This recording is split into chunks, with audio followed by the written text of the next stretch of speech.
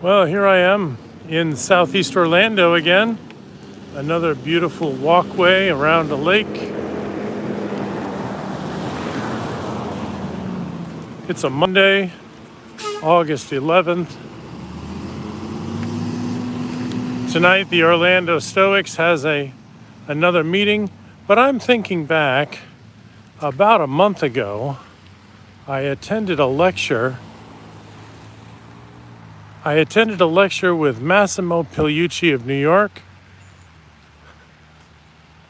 big name in modern Stoicism, and his lecture was fascinating, and something really caught my attention is he was talking about the difference between religion and philosophy, or stated another way, the difference between theology and philosophy. And the basic concept comes down to this, is that in a theology, you start with a certain topic or idea, and it's an established idea. So the person in theology would tend to defend the idea that it is true. However, a person in philosophy would take that idea, the same idea perhaps, and would examine it from all sides, not assuming it to be true at all. And the reason why this process is important in philosophy is we're always looking for wisdom or truth. These are sometimes difficult to find. But we examine things from all sides.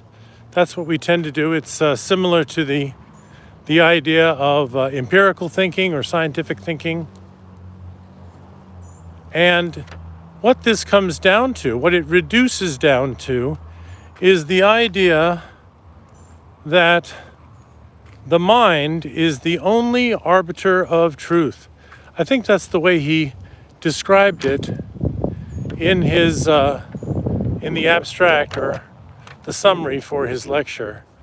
The mind is the only arbiter of truth, the only thing that is empowered or able to examine and then make a decision. Of course, we could be wrong. This comes to the next step in the ladder, you might say, is that the mind is subject to the human senses.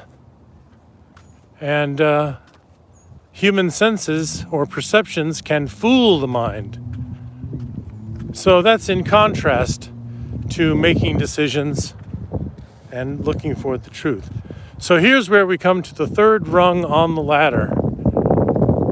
This third rung is interesting because it brings in something you may not have heard of. It's called Bayes' theorem. Bayes' theorem, that's B-A-Y-E-S. Bayes was a mathematician, as I remember it. And what Bayes came up with is the idea that the more data that you collect, the closer you get to the truth. I think I've covered this in one of my live streams before. But the fascinating thing is the mind becomes like a Bayesian engine. It's taking in more information, hopefully making sense of it. And that's really an important realization, is these three steps. The mind is the only arbiter of truth. The mind can be fooled by the senses. And then thirdly, if we use Bayes' idea or the Bayesian theorem, we can realize that the more data that accumulates, the closer we get to the truth. We may not even get there.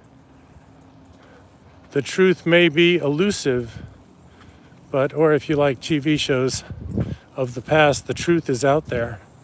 And can you actually find it? So that's something to think about today. This is why philosophy is work, but I think it is worthwhile. So I hope you enjoyed the topic today. This is StoicDan in Orlando. Enjoy your day.